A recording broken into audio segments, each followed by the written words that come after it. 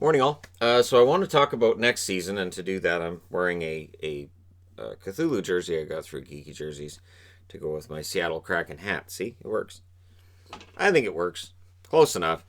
And I did bring the Kraken jerseys in here. That's what I've labeled the Cthulhu jerseys as when they announced the Kraken name, because I thought, well, that's close enough. I don't. Seattle jerseys don't officially release till next summer.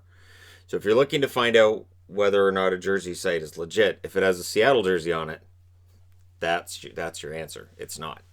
Now, Michael Russo of The Athletic posted a really interesting article today, which says that basically the leading idea is we'll probably see 4 hubs, but no imprisonment. So players aren't going to be locked down. We're not going to have walled off arenas and walled off buildings like last time. And basically reporters would be able to ask questions to players. Think along the same lines as like baseball, football, that kind of thing that's going on, right? So the NHL is leaning towards a much more relaxed system because, let's be honest, neither the NHL nor the players are interested in having a bubble scenario like what we had for the playoffs. And there's a reason. For the NHL, it's very expensive. And for the players, it means not seeing your family for months at a time. And over an entire regular season plus playoffs, that could be 6 months. So players are saying no. And they were saying that coming out of the bubble, but the NHL was saying no as well, based on how much money the bubble cost. Now, the start date is still up in the air. They're aiming for January 1st, and ideally, they would like to have an 82 game schedule. The problem is, if you're going to have 4 hubs, having that schedule make any lick of sense could be really difficult. The number of games is likely to be probably 48 to 60. I'm leaning towards 48. They've gone to 48 in 94, 95. They went to 48 in 2012, 2013. I think 48. If there's 8 teams in your division, you'd play those divisional rivals only. 48 games is enough if you're only seeing 6 or 7 teams. And in the case of Canadian side of the border, we'd likely be seeing 6. But this is where the delay in making any announcement, any planned announcement, works. It worked for them when it came to the return in June, too. The hubs, likely 4. That's what they're working with, is the idea of each division having a hub, and then teams would rotate in and out of the hub, and so you'd be in there for a couple weeks. You might get a week off, come in for a couple of weeks, that kind of thing. And then so you'd be playing probably over that 14-day period in the hub, 8 games? Let's say, 8 games? So that'd be 8 games every 21 days. It gets dicey. It does. Maybe it's not a full week outside of the hub. And so with 4 hubs, 31 teams, I would likely be looking at days much like during the playoffs where hockey's all day. Hockey would start early in the morning and go to late at night. And then there's questions of which areas are going to allow fans, and would that make a difference too? They wanted to have a hub city in Vancouver. They really did. And I think if they had, I think it would have replaced probably Toronto. Based on the information that came out, they were leaning towards Edmonton and Vancouver, but it didn't happen. But Vancouver didn't work because BC Health basically had rules that the NHL was saying no to. And I don't know that those get relaxed. But things have changed. Things have changed since March. Things have changed since June, and they're changing all the time. The border closure is one of those things too, where the 14-day quarantine that we've been talking about for anybody entering the country, that may get waived if you can show that you've had a negative test. So that you're coming into the country, you've had a negative test, and then you have to get tested again a week later. And so, again, and this would just be a pilot project, and it's gonna be dicey, and we know it's gonna be dicey. We know that. But if you have a situation where players just have to show, hey, I had a negative test yesterday, and don't have to lock down, they don't have to isolate, then you can have the border relatively open. It means the NHL spending a lot of money in tests, which they know they're going to do anyways. And then we don't have to change the divisions. We really don't. We can have a somewhat regular schedule. The funny thing is, I think it's easier to have more games in a hub scenario than it is to have with regular travel. You're going to have more travel days. It's not going to be as easy to travel between the countries. And yeah, and the one thing I wonder about too is if it's a Canadian division, that's some stiff travel right there, especially during the winter. That's really rough travel, and that's something that would hit the Canadian teams pretty hard. By the end of the year, it'd be exhausting. So the hub city thing works in kind of preventing that, and whichever hub cities they're going to be, will have time to debate that. I would think over the next 3 weeks. I'll say 3 weeks. The NHL is going to go over this. Pay guarantees are something this article brought up that I had thought, that's true. And it's something I mentioned when they were trying to negotiate the CBA. The NBA has basically said, yep, we're going to cut pay next year. And the players went, yep. So the players agreed that, yeah, we're not going to get our full pay next year because next year it's still going to be economically not feasible to do it. And so right now, the players have a 10% deferral of their money. 20% is going into escrow, meaning that 72% of their pay is theirs next year. And players are approaching this with the attitude of, okay, we've already given back 28% of what we signed for. We're not giving up more. But owners may be split on this. There are some owners who are going to say, hey, if I'm not making X amount of dollars, you're not getting paid that amount of money. So if you make $700,000, which is the minimum in the NHL, and you've already lost 28% of your pay, you're now making $504,000. And I know people are going to say, well, that's no big deal, whatever, they're still rich. That's $200,000. And then for a player making $10.5 million, so that contract that's above $10 million, they're making $7.56 million this year. And you got to factor in taxes, you got to factor in everything else. And it is a significant amount of money that players have already given up. And if the owners come back and go, yeah, we need you to give up more. I remember 2004. I remember how that worked. That the players were saying, we'll roll back salaries. And the owners went, let's roll back salaries and get a salary cap. And the players balked at that and walked away. This is a completely different environment, of course. This is not a lockout strike situation. This is something completely different. But that is already a significant amount of money that players are giving up next year. So when you see these guys signing contracts, remember, take 28% off. That's what they're actually getting this year. And then next year, the escrow drops to, I think it's 14% next year, and then it drops off after that. The players agreed to the large escrow because the escrow drops dramatically after years 1 and 2. But the expectation was we would have a lot of financial concerns in 2020, 2021, as well as the following season. So that's where things get a little dicey. Now, a canceled season is going to be talked about a lot. And I've already seen the return of people like, I'm back. Cancel the season. Yes, I haven't said that since June. Feels good. And, there was all this talk about, players are going to die and it's going to be awful. And this is such a stupid idea. And then it was okay. It was okay. And what we've seen with Major League Baseball is that if it's done properly and if the players take it seriously and they follow the rules, you can get it done. Baseball, of course, entered a bubble situation for their playoffs. It's not as tight a bubble situation as the NHL, though. There's been fans in attendance at Arlington. There's reporters there. The play-by-play announcer and Buck Martinez, they're back in the studio. But there's people in the arena. Or the stadium, sorry.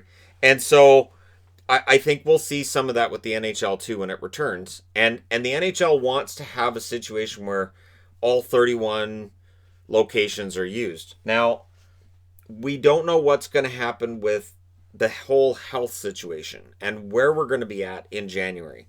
And it seems to change from week to week. Where one week it's looking good, the next week it looks bad, and then it's a matter of where. And it's had a dramatic effect on how things work. We didn't put our own kids into hockey this year. We went over what they were saying, how it was going to run and how it was going to work, and we just said that doesn't work for us. So we didn't put our kids into hockey. There are going to be parents making that decision this year. And there's going to be players who look at the situation the NHL comes up with and goes, that's nice, we're not coming back. There are going to be players who say no, but a majority of players understand what's on the line here. This, if they cancel the season, voids the TV contract, so they don't get any of the TV monies either. So while the TV monies bring in about $13 million per team every year, that's not nothing. And then it'll kill merchandise sales. So think about it. You've got a new TV contract due in 2021. You've got all these brand new jerseys that you can't wait for people to buy. But if you don't have games on TV and guys wearing them, it's going to kill sales. When the NHL went into pause in the middle of March, immediately NHL Shop and any other jersey site that I frequent had huge sales going on. 20%, 30%, 40%. It happened right away. And it was, okay, so that's it. And it's because sites understand that when they're not playing, that interest is going to drop. I remember 2004, 2005, in that I was able to get NHL merchandise cheap that year. I had yearbooks that, honestly, I think I was the only one buying them because there wasn't a season that year. And those yearbooks just sat there. So you can't tell me those sold. Anything 2004, 2005 related just sort of was meh. Hockey cards, everything. Because there wasn't a hockey game going on. There was no NHL that year.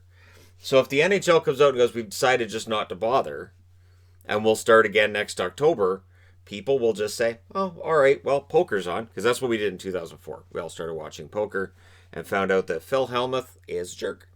And that was something that I probably wouldn't have found out if it wasn't for, oh, there's no hockey on. What's going on? Who's this Phil guy with the glasses? What a jerk. All right, this Negranu guy, he's wearing a hockey jersey. I can get behind that guy. Oh, he's Canadian. It checks out. Phil Ivey, best poker player I ever saw. And I only found all that out because the NHL canceled its season. So there's and league interest in the U.S. People point out, well, the ratings tanked. Yeah, because it was hockey in summer. And that's going to happen. In the States, people don't look outside and go, wow, it's 100 degrees. I want to watch a hockey game. They're going to look outside and go, it's 100 degrees, baseball on. There's a reason it's the boys of summer. There's a reason that this is a winter sport and it's played on ice. And so, that's an issue. One thing that they've talked about, and it hasn't been confirmed yet, is there's a proposal where the first game of the season will be played in Lake Louise. And it would be played outdoors on a frozen lake. So that sounds like a great idea. And we'll see. We'll see what happens. And the fact that this situation changes week to week, it's much like the return they had in August, where they waited until later. And the later that they can wait before coming out with a concrete plan, the better. So while we as fans may panic a little bit that we're not going to have a season, the NHL just pushes it back so they go, okay, this is where we're at right now. All right, this is what we're going to start assuming. Now, in the instance that we get, let's say there's 4 hubs. They start January 6th. January 6th, we start with 4 hubs. And then Magic, there's a vaccine, and all the health authorities say, we're good.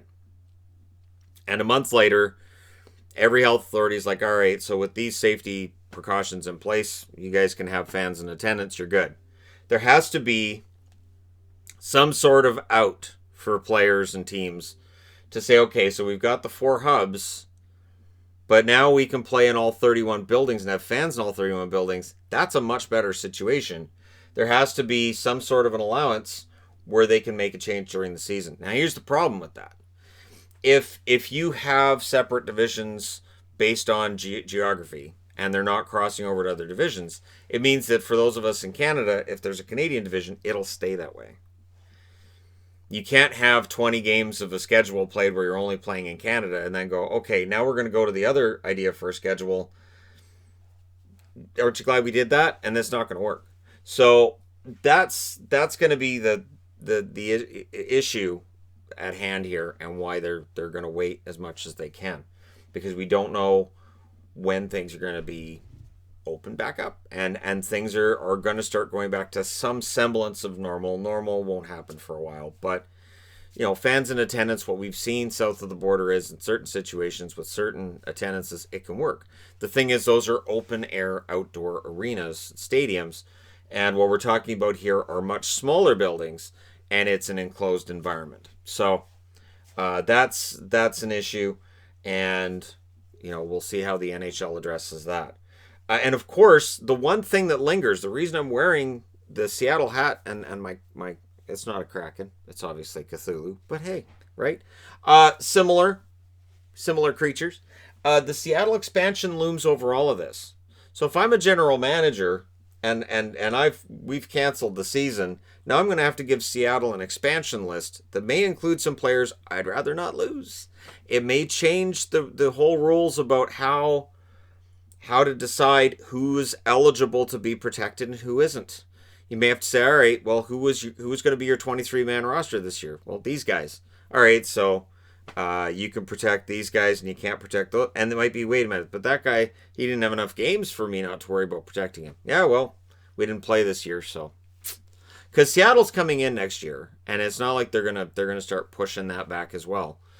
Seattle's spent $650 million down in the NHL. A lot of money. That's a lot of money.